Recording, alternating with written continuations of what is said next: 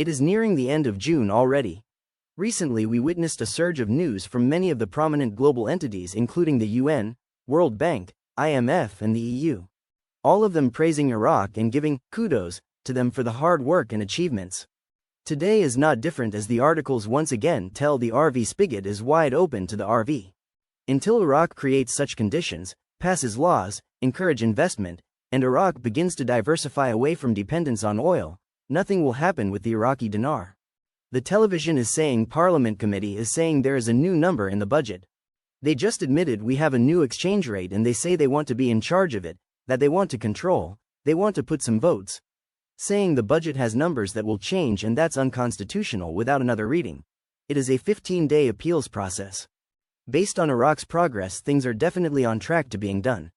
I see a culmination of this sometime this summer and it could go now or it could be later. No one, and I mean no one, will know when. We are definitely in the end time of all of this. The chatter is screaming, now, and I continue to hear from bankers to watch for it between July 4th to the 8th. Iraq has been very clear that they are moving toward that direction. I can't imagine they would keep all that security stationed at ATMs around the country for long. I look for something to happen sooner rather than later. What sense would it make for Iraq to join, at a program rate, the WTO? It makes no sense. The Vietnamese dong, it's in the WTO, but they are totally different. They deal with China and they have undervalued currency. Vietnam is a totally different scenario.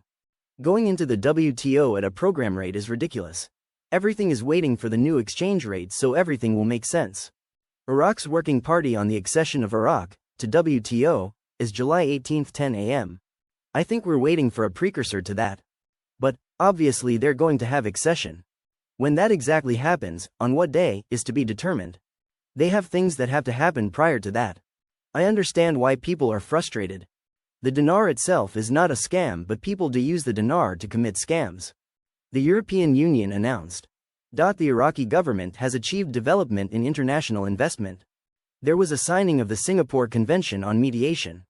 The financial and economic advisor to the Prime Minister, Mazhar Mohammed Saleh, explained today, Friday, that the state has adopted a policy of providing sovereign guarantees for loans obtained by the private sector to finance an important package of private industrial projects.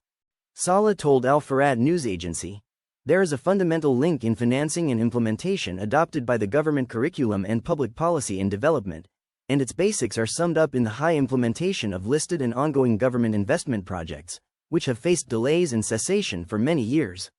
He added, "The current investment program is based on completing the implementation of investment projects without interruption and in accordance with the financial resources allocated to them included in the Federal General Budget Law, while ensuring the sustainability of the funding sources necessary for the continuation of implementation, especially in the field of high-service infrastructure such as projects to develop electricity, drinking water, roads, sewers, etc., with priority that touches the lives of citizens."